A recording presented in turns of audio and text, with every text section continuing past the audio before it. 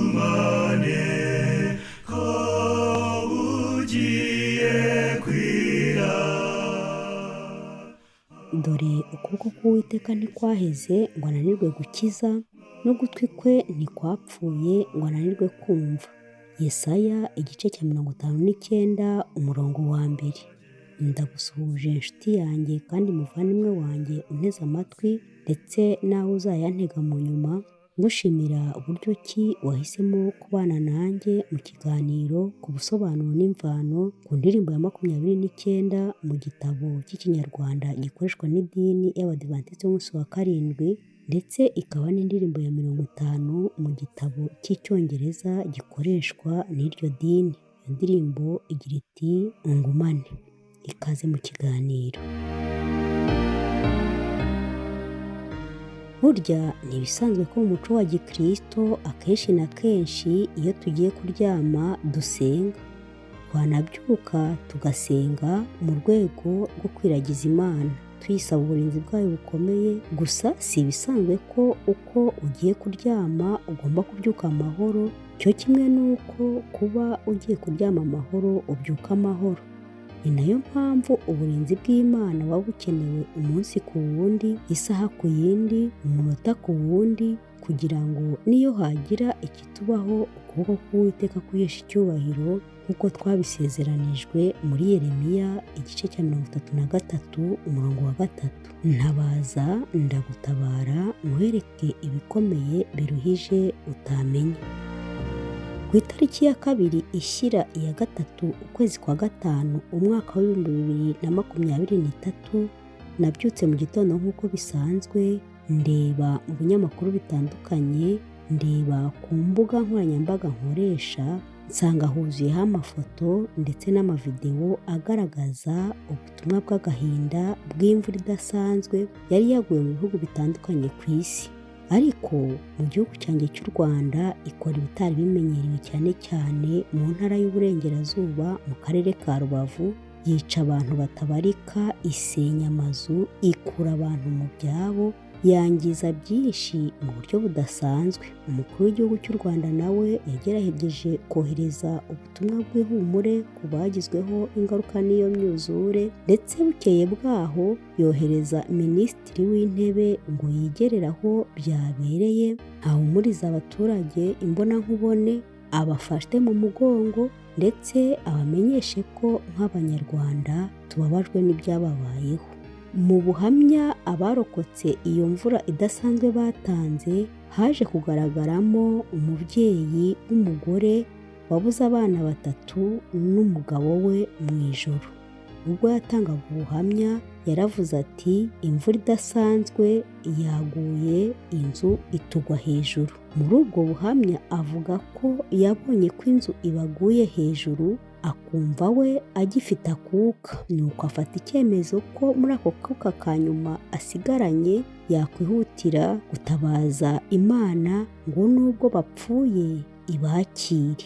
Iyi nkuru niyo yanteye kubasangiza amateka y'indirimbo ya 29 mu gitabo navuze haruguru, ari nayo nashingiyeho ntegura iki kiganiro. Akaba ari indirimbo ikoreshwa cyane cyane nk'isengesho ry'umuntu ubona ko ubufasha bw'abandi butakimutabaye, ndetse ko nta wundi mutabazi cyangwa se umurengezi uretse Imana, nk'uko aba bavandimwe bo mu karere ka Rubavu byari byifashe.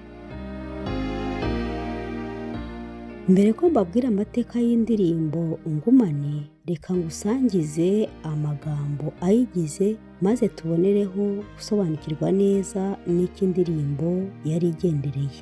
Iyi ndirimbo igizwe n'ibice 4. Igice cya mbere kiragira kiti, ungumane ko bugiye kwira, haje umwijima, mwami ungumane, ubwo bagenzi banjye bansiga, nkaba njyenyine, mwami ungumane. Nuko igice cya 2 kikagira kiti, muri iyi si byose birashira, nta munezero uhaba na hato, nta kidapfa, nta kidahinduka, wowe udahinduka ungumane. Nuko igice cya 3 nacyo kiragira kiti, mwami niwe nshaka iteka ryose, nta moshya nsinda tutari kumwe, ntawabasha kunyobora nkawe mwami iteka ryose ungumane. Naho igice cya nyuma ari nacyo cya kane kiragira kiti nungumana nta mubisha ntinya, ishavu rizaba umunezero, imbori z'urupfu zizashira, ntabwo ntazanesha nungumana.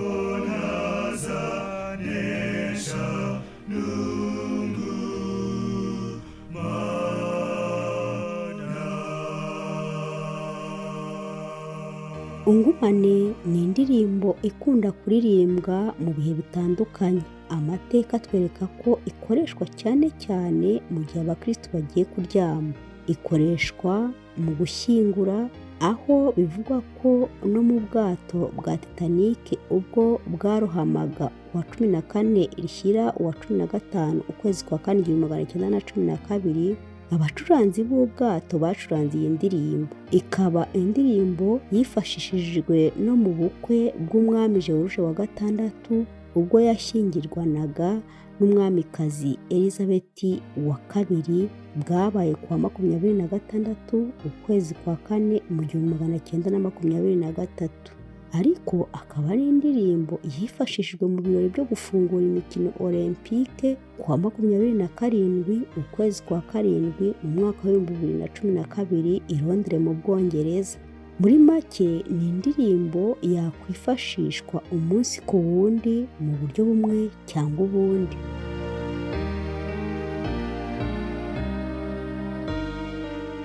Nk'uko bisanzwe twifashishije ibitabo kuririmba usobanukiwe ndetse n'ikindi cyitwa umugereka w'indirimbo z'Abadiventisti b'umunsi wa karindwi, byose biboneka mu rurimi rw'Icyongereza. Tuhasanga amateka n'imvano kuri iyi ndirimbo ya 29 ungumane.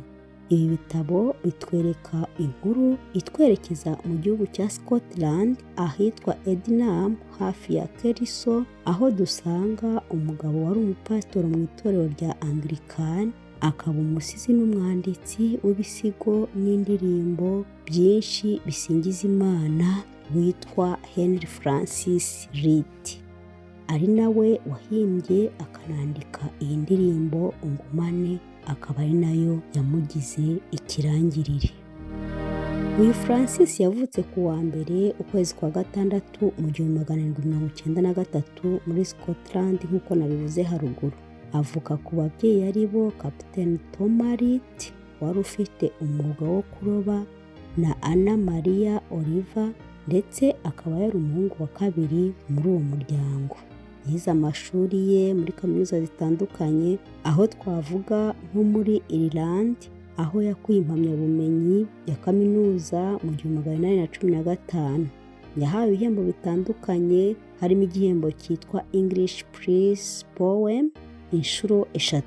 Uyu mugabo ubuzima ntibwamugendekeye neza kuko yakunze kugira ibibazo by'uburwayi mu myanya y'ubuhumekero, ndetse akaza no kurwara igituntu, akaba ari nacyo cyamuhitanye. Mbese ni iki cyatumye Francis ahimba ino ndirimbo? Iyi ndirimbo yamugize ikirangirire yabonetse ite? Mu nkuru dukesha umukobwa wa rukumbi wa Francis, avuga ko umunsi umwe batangajwe no kumva papa wabo Francis ababwira ko yifuza kongera kubwiriza abakristo be ku munsi w'ifunguro ryera ku wa 4 ukwezi kwa 9 mu 1847.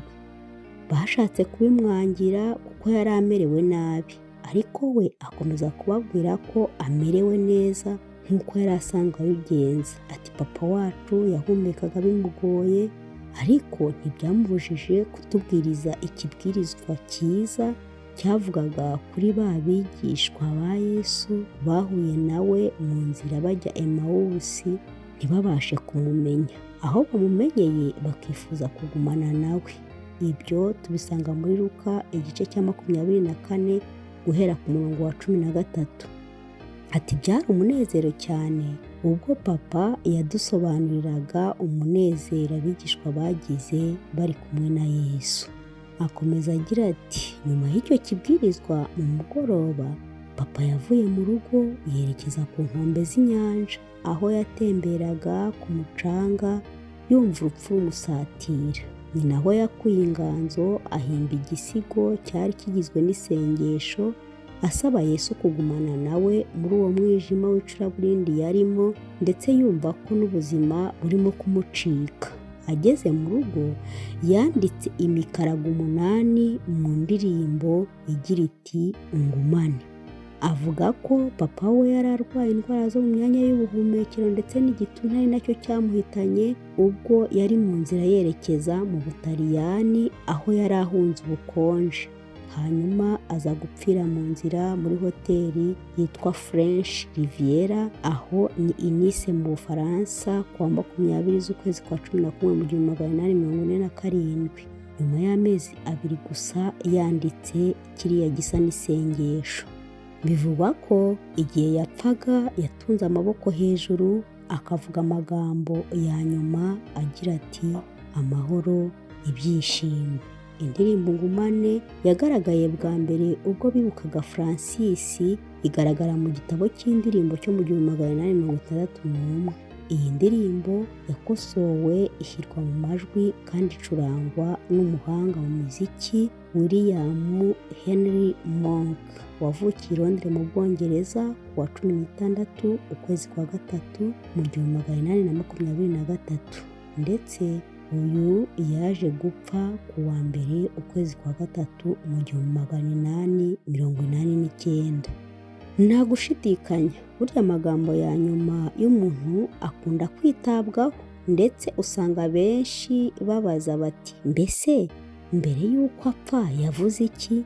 Ari nayo mpamvu ku munsi wo gushyingura usanga duhanze amaso ndetse duteze amatwi ijambo ry'umuntu wari uhibereye ubwo nyakwigendera yashiragamo umwuka.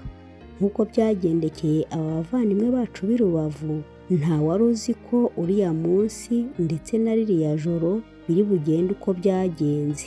Ari nayo mpamvu nshoje iki kiganiro nifuriza ihumure ku miryango yabuze ababo, ndetse nkomeza buri wese wagizweho ingaruka n'icyo kiza gikomeye. Inshuti yanjye kandi muvandimwe wanjye, wowe unteze amatwi, ntituzi umunsi Yesu azagarukira, ariko igihe cyo kiri hafi cyane.